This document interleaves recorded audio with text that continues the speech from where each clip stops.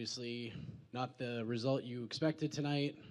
How much did you learn from your first title fight after being in the UFC for less than a year?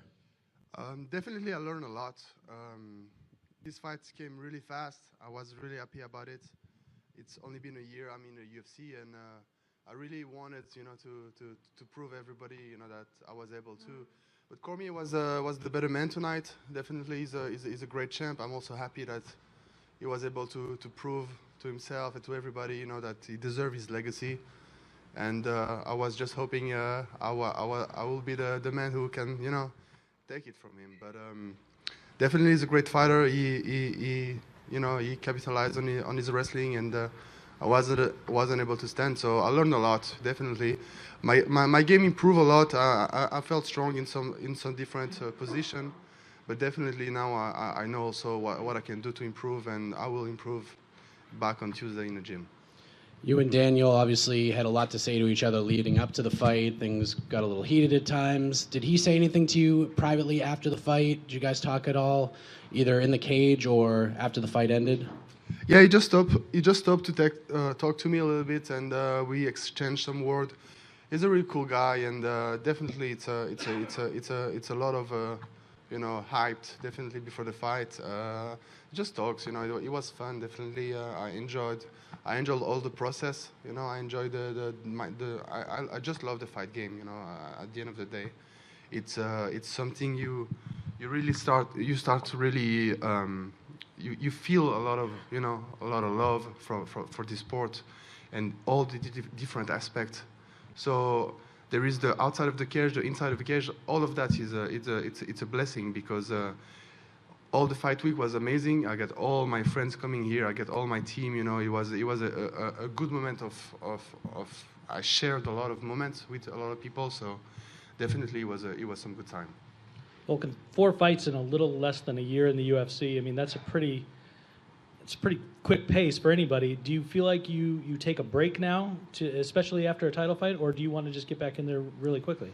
I'll get back to training really quick. So Monday I leave from Boston. I just got one day to visit the city a little bit. I didn't have time too much to do it, so I'll do it. I'll put some sunglasses and enjoy the city. But Tuesday I'll be back to training. I just start working on some positioning. Like how to beat the shoulder from the single leg, how to stand back up and stuff like that. Just after in the locker room. So Tuesday is gonna be the same, but I'm gonna go live and I'm gonna work that even harder.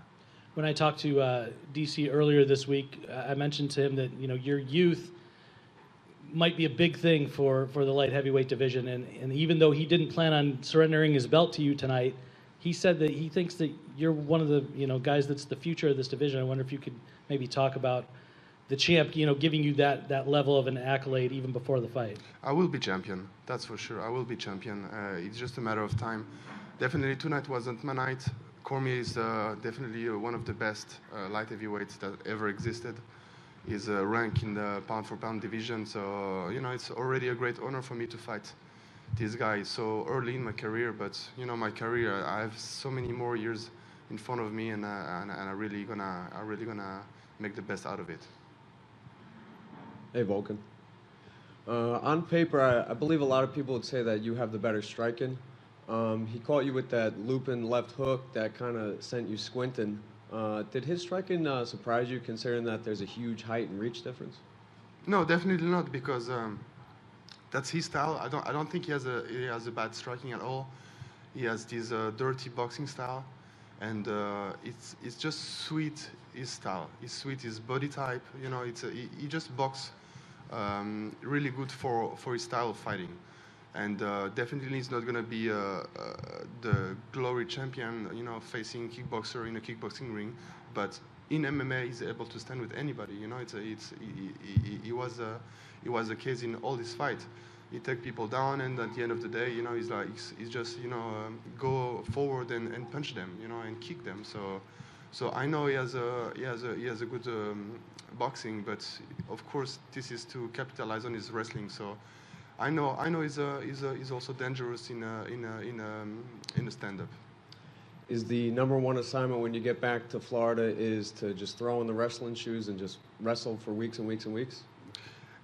It's going to definitely be a big part of my game, but I'm not going to forget my striking, my jiu-jitsu, and everything. I think MMA is such a big sport. There is so many styles you have to learn, but you have to focus on where you're heading, and I think don't over or underestimate one other department. Thank you. Hey, Volkan.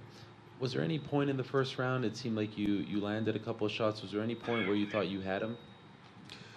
Yeah, definitely. I thought if I will continue the same pace and the same style I was going, it's the knockout will come definitely. So you know, I liked my first minutes in the octagon. I felt really good. I've wanted to throw some kicks also, but then I figured out, you know, it wasn't really in a game plan, so let's not do it.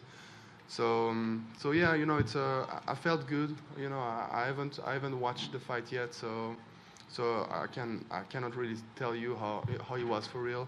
But I definitely think I thought I was able to knock him out. And just curious, how close was that rear naked choke at the end of the first? I heard the